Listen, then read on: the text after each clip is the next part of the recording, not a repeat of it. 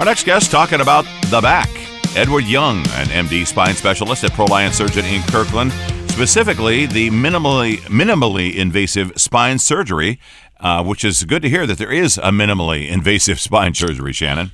Oh my gosh, Tom. I mean, if you've ever or known anybody that's had back surgery, I mean, to be able to do it minimally invasive in today's world with technology and the scopes they use, I mean, the outcomes and the results are improved because you're not causing so much soft tissue and the incision is much smaller. Again, it's more efficient, and again, the patient just recovers faster with these minimally invasive techniques, and that's what Dr. Jung is going to talk about. As someone who just had a spinal fusion here a couple of months ago, I'm anxious to hear what he has to say. Here's Dr. Jung and Shannon O'Kelly. Dr. Jung, welcome to Health Talk. How are you?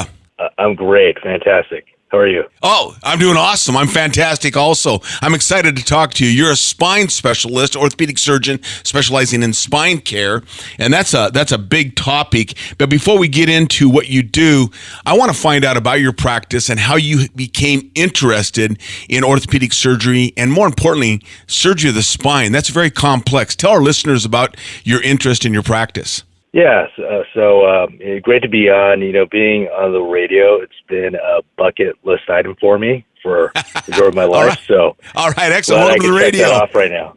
Yeah, okay, all right. So, yeah, like you said, I'm a dual fellowship trained orthopedic surgeon. I specialize in minimally invasive spine surgery. I became interested in orthopedics and spine surgery during med school, where I was in Chicago. I did a research fellowship in orthopedic surgery at Rush, a world-renowned orthopedic hospital. And there I learned about the cutting-edge, innovative treatments that are in orthopedics, and I became fascinated by that field. I went on to do my residency at Henry Ford Hospital, and there I trained under some of the big names in spine surgeries. Surgeons who had written some of the core texts and research papers on how we as spine surgeons treat patients today. And so through that experience, I just fell in love with the field, developed a strong interest in minimally invasive spine surgery, and from that point on, I committed myself to expanding the field. Yeah, wow. I mean, extensive training, dual fellowship, that's impressive. And it's more impressive that you work in this complex area of the spine. And you mentioned minimally invasive surgery. That's a word or some language we're hearing a lot in orthopedic surgery and other surgical interventions. But tell our listeners, when you say minimally invasive surgery, what does that mean to the patient? Yeah, great question. So traditional techniques in spine surgery involve making midline, generally long incisions of the back, involving stripping of the muscle attachments from the bony elements of the spine. Additionally, there's often extensive bony resection to decompress nerves. There's lengthened retraction time of the soft tissue, which could lead to muscle injury and pain. Although it's tried and true, that these techniques could lead to issues and complications like infection, postoperative pain, increased rehabilitation time. And so through minimally invasive techniques, although the goals of the surgery are the same, the ways we achieve those goals, I feel, are more advantageous. I'm able to make smaller, more cosmetic incisions, often less than a centimeter in length. I work in very tight corridors because I have these special instruments such as tubes, microscopes, endoscopes, all of which allow patients to return to activity faster, with less pain and less risk for complications. Yeah, personally speaking, I've been doing physical therapy for 35 years, and I know 35 years ago when you saw a lumbar surgical patient post-op, that incision was sometimes 4, 5, 6 inches long up the back, up the spine. Now you're talking about a surgical entrance, which is, you talk about a centimeter, and using instruments. We're going to take a real quick break here, but I want to dive into the instrumentation because the scopes that you talk about, that's fascinating, and the things that you do through those scopes are even more amazing. So we're going to be right back talking about the procedure, okay? Great. More with Dr. Edward Jung and Shannon O'Kelly after this time out on Northwest News Radio.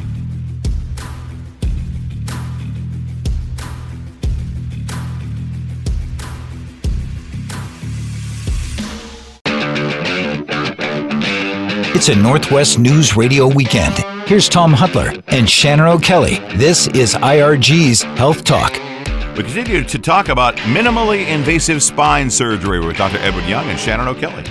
Dr. Jung, thank you again for joining on this Health Talk, and thank you for explaining and describing your interest in your practice, particularly working in this complex area of the spine. You mentioned minimally invasive techniques and using scopes, but I think our listeners, can you describe that? I know we're on the radio, but can you describe when you say scopes, what that means to the patient and the access and the surgical intervention and the procedures you can do through these scopes? It's pretty amazing stuff. Yeah, most minimally invasive spine surgeons, we utilize tubes where we work in very tight spaces.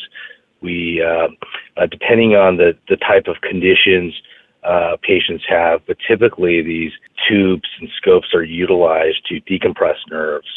And so through an incision less than a centimeter, we're able to dilate through the muscle to minimize tissue trauma. So instead of burning and ripping the actual attachments to the bone, we just dilate through them. So when we pull out, the muscles come right back together. There's virtually no blood loss. Pain is very minimal.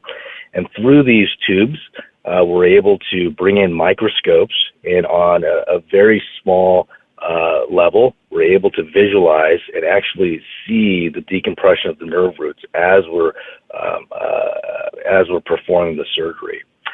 Now we're also introducing endoscopes, where we actually can introduce a very small endoscopes into the body cavity, where the incisions are less than maybe a few millimeters, and we're able to visualize the actual working area on a screen, and we're able to work in that capacity, where the tissue trauma is even less than what traditional minimally invasive spine surgeons utilize. That is amazing. Well, and as a therapist, when you talk about saving muscle tissue and not taking it down or cutting it, I mean, the rehab process is so much faster, and the return and recovery is what is the recovery time, generally speaking, in minimally invasive surgery, maybe compared to what you maybe saw, 5 years ago? Recovery is dependent on the type of procedure that's performed. Simply, I could categorize recovery and separate into decompression or motion-preserving type procedures and fusion type procedures. For decompression type procedures, the recovery is quite short. Usually these cases are same-day procedures. They're discharged from our surgery center or the hospital that day. I do have patients avoid heavy lifting, more than 10 pounds. But I just remind folks, you had spine surgery. I want you to heal. I want you to have a good recovery. Just take it easy for at least 2 weeks.